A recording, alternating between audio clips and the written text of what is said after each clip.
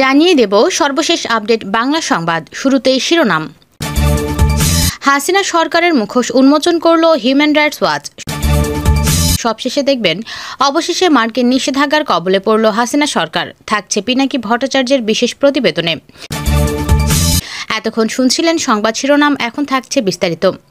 পিনাকি ভট্টাচার্য বলেন, বাংলাদেশকে একবারে ডুবিয়ে দিয়েছে হাসিনা বিদেশি ঋণ নিয়ে। বাংলাদেশের বিদেশি ঋণ গত 10 বছরে মানে হাসিনার বিনা ভোটের আমলে 3 গুণ বাড়ছে। এখন মোট ঋণের পরিমাণ $96 বিলিয়ন, বাংলাদেশ ব্যাংকের রিজার্ভের তুলনায় 4 গুণ বেশি। তাহলে আমাদের আশেপাশের দেশগুলোর বৈদেশিক ঋণ গত 10 বছরে কত গুণ বেড়েছে একটু দেখে নিন। বাংলাদেশ ঋণ বাড়ছে 3 গুণ, পাকিস্তানের ঋণ বাড়ছে 101%, ইন্ডিয়ার বাড়ছে 83%, আর দেউলিয়া শ্রীলঙ্কার 119% ঋণ বেড়েছে। বাংলাদেশের বৈদেশিক ঋণের হার শ্রীলঙ্কার থেকে বেশি গুণে বাড়ছে। হাসিনা বিরাট চমৎকার হিসাব করে রেখেছে 2023 সালে ঋণ শোধ করার জন্য। ঋণের পরিমাণ রেখেছে খুব কম। 2014 সালে ঋণ শোধ করতে হবে $3.28 বিলিয়ন, 2025 সালের শোধ দিতে হবে $4.02 বিলিয়ন। হাসিনা চালাকি করে ঋণ শোধের কিস্তি করেছে, আস্তে আস্তে বাড়িয়েছে। হাসিনা তেল ডিজেল কিনতে পারছে না, রপ্তানি আয় কমছে, তাই হাসিনা এক্সট্রা লোন শোধের টাকা পাবে না। তাই সে ফেলিয়ে থুয়ে বিদেশে পালাবে। পালানোর আগে দেশের যেটুকু রিজার্ভ আছে সেটা সুটকেসে নিয়ে ভাগবে। আমার আর আপনার ওপর ঋণের বোঝা বয়ে বেড়াতে হবে। শুধু আমরাই না, আমাদের ছেলে মেয়েও এই ঋণ শোধ দেবে। হাসিনার আকামের কাফারা আমাদের এইভাবেই দিতে হবে প্রজন্মের পর প্রজন্ম ধরে। তবে ওই টাকাও ফিরে আনা সম্ভব, একটু সময় লাগবে। কপাল পড়ল হাসিনা সরকারের, পিনাকি ভট্টাচার্য বলেন। রয়টার্সের খবরে বলা হয়েছে, মানবাধিকার লঙ্ঘনের দায়ে চীন, রাশিয়া সহ 13টি দেশের মোট 37 জন ব্যক্তির ওপর নিষেধাজ্ঞা ও ভিসা বিধিনিষেধ আরোপ করেছে মার্কিন যুক্তরাষ্ট্র। এর মধ্যে 20 জন ব্যক্তির ওপর নিষেধাজ্ঞা দেওয়া হয়েছে। স্থানীয় সময় শুক্রবার মানবাধিকার বিষয়ক জাতিসংঘের সর্বজনীন ঘোষণার 75 বছর পূর্তি সামনে রেখে এই ঘোষণা দিয়েছে দেশটির প্রশাসন। এক বিবৃতিতে মার্কিন পররাষ্ট্র দপ্তর জানিয়েছে, পররাষ্ট্র দপ্তর ও অর্থ মন্ত্রণালয় সম্মিলিতভাবে এসব ব্যক্তির ওপর নিষেধাজ্ঞা ও ভিসা বিধিনিষেধ আরোপ করেছে। পিনাকি আরও বলেন, শুধু মার্কিন যুক্তরাষ্ট্রই নয়, এবার জোরে সোরে নড়ে বসেছে জাতিসংঘ। মানবাধিকার পরিস্থিতির উন্নতি ব্যাহত করায় এবার হাসিনা সরকারকে কঠোর হুঁশিয়ারি দিয়েছে জাতিসংঘ। পিনাকি ভট্টাচার্য বলেন, কাডাল রানের সময় শেষ, ক্ষমতা এবার তাকে ছাড়তেই হবে। পশ্চিমাদের চাপে ও পণ্য বয়কটের মুখে এবার হাসিনার পাশ থেকে নিজেদের গুটিয়ে নিচ্ছে মোদী সরকার। সামাজিক যোগাযোগ মাধ্যমে ভারতীয় পণ্য বর্জনের যে ঢেউ দৃশ্যমান, তাতে মনে হয় দেশের বিশাল জনগোষ্ঠী ভারতীয় পণ্য বর্জনের পক্ষে দৃঢ় অবস্থান গ্রহণ করেছে। দেশপ্রেমিক জনগণ ভারতীয় পণ্য বর্জনের এই আন্দোলনে সংহতি প্রকাশ করছে।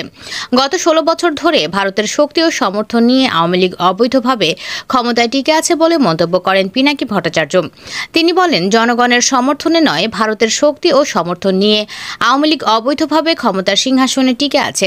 আর এই টিকে থাকার জন্য যত দমনপীড়ন, গুম, খুন, হত্যা, অন্যায়, অবিচার সবকিছু সরাসরি ভারতের মদদে করছে।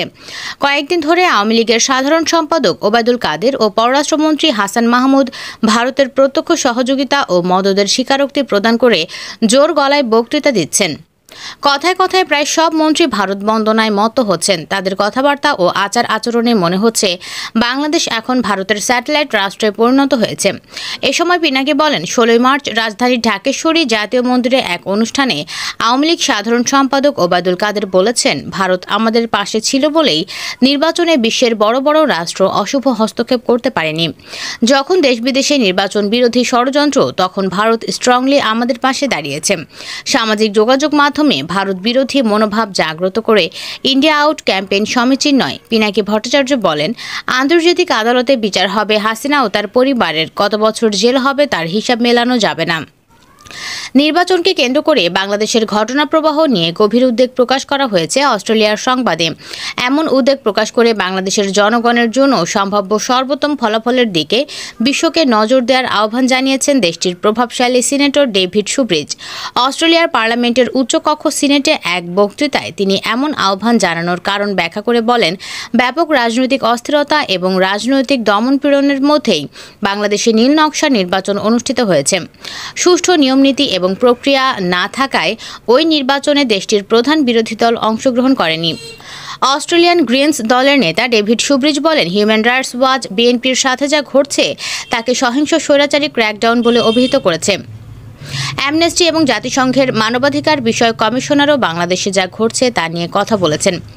বাংলাদেশে নিজেদের পরিবারের সাথে এবং কমিউনিটিতে যা ঘটছে তা নিয়ে এখনকার অস্ট্রেলিয়ান কমিউনিটিতেও গভীর উদ্বেগ রয়েছে। আমিও সেগুলো নিয়ে উদ্বেগ প্রকাশ করছি। এখনও সময় আছে, বাংলাদেশের জনগণের দিকে নজর দিতে হবে বিশ্বকে। বাংলাদেশের নাগরিক সমাজের কথা বলার স্থান বন্ধ হয়ে গেছে। আন্তর্জাতিক মানবাধিকার বিষয়ক সংগঠন হিউম্যান রাইটস ওয়াচ প্রকাশিত নতুন এক রিপোর্টে বাংলাদেশ সম্পর্কে একথা বলেছে। একই সঙ্গে ওই রিপোর্টে বিশ্ব নেতাদের প্রতি আহ্বান জানানো হয়েছে বাংলাদেশের গণতন্ত্র রক্ষা নিশ্চিত করা হয়। বাংলাদেশ সরকারের প্রতি সে বিষয়ে আহ্বান জানাতে জোসেফ বেনেডিক্ট বলেন, আমাদের ডাটা এটাই বলছে যে শেখ হাসিনার শাসক গোষ্ঠী ক্ষমতা ধরে রাখার জন্য কোনো কিছুতেই থেমে নেই। বর্তমান পরিস্থিতিতে কোনো গণতন্ত্র রক্ষা হতে পারে না। মারিয়ানা বেলাল বা ব্যারেতো বলেন, নাগরিক সমাজের বিরুদ্ধে বিশ্বজুড়ে অস্বাভাবিক দমনপীড়ন প্রত্যক্ষ করছি আমরা। বিশ্বে অধিকার লঙ্ঘনের সামনের সারিতে আছে এখন বাংলাদেশ। নিরপেক্ষ নাগরিক সমাজের কার্যত এখন কর্মকাণ্ড চালানোর মতো স্পেস নেই। রাজনৈতিক বিরোধীদের ক্র্যাশ করে দেওয়ার সহিংস উদ্দেশ্যই বাংলাদেশের রেটিং অবনমনের প্রধান কারণ। প্রতিবাদ সমাবেশ ও সড়কে অবরোধ নিষিদ্ধ করেছে পুলিশ। তারপরেও কেউ যদি বেরিয়ে আসেন প্রতিবাদ করতে, বৈষম্যমূলকভাবে তাদের উপর রাবার বুলেট, কাঁদানে গ্যাস ও জল কামান ছোড়া হয়। বিরোধী দলীয় সমর্থকদের ওপর লাঠিচার্জ করে পুলিশ। অন্যদিকে ক্ষমতাসীন দলের সমর্থকদের হাতে থাকে হাতুড়ি, লাঠিসহ অন্যান্য জিনিস। তারা এসব নিয়ে বিক্ষোভকারীদের ওপর হামলা করে, আর আইন প্রয়োগকারী সংস্থার লোকজন অলস দাঁড়িয়ে দেখে। যেসব সাংবাদিক রাষ্ট্রীয় অনিয়ম উন্মোচন করে দেন, কর্তৃপক্ষ তাদেরকে টার্গেট করে এবং সমালোচনাকারী মিডিয়া আউটলেটকে বন্ধ করে দেয়। জোসেফ বেনেডিক্ট বলেন, বাংলাদেশি নাগরিক সমাজের পাশে দাঁড়ানোর জন্য এখনই সময় আন্তর্জাতিক সম্প্রদায়ের এবং শেখ হাসিনার শাসক গোষ্ঠীর গতিপথ পরিবর্তনের আহ্বান জানানো উচিত। জেলবন্দি রাজনৈতিক নেতা কর্মীদের অবিলম্বে মুক্তি অবশ্যই দাবি করতে হবে বিশ্ব নেতাদের। প্রধানমন্ত্রী শেখ হাসিনার মতিগতিতে যুক্তরাষ্ট্র আরও আগেই নিশ্চিত হয়েছে তাদের প্রস্তাবিত অবাধ, সুষ্ঠু ও নিরপেক্ষ নির্বাচন বাংলাদেশে হচ্ছে না। তার উপর ক্ষমতাসীনদের প্রতি ভারত, চীন এবং রাশিয়ার একচেটিয়া সমর্থনও ছিল প্রকাশ্যে। একাধিক ব্যক্তির ওপর ভিসা নিষেধাজ্ঞা, একাধিক প্রতিষ্ঠান আক্রান্ত হতে পারে। গার্মেন্টস সহ বিভিন্ন বিষয়ে কিছু কিছু নিষেধাজ্ঞা আরোপ হতে পারে। বাংলাদেশের গুরুত্বপূর্ণ অপরিসীম জানিয়ে বলা হয়েছে, ঢাকার শাসন ক্ষমতা শেখ হাসিনার হাতে থাকলেই দিল্লির স্বার্থের সর্বোত্তম সংরক্ষণ হবে।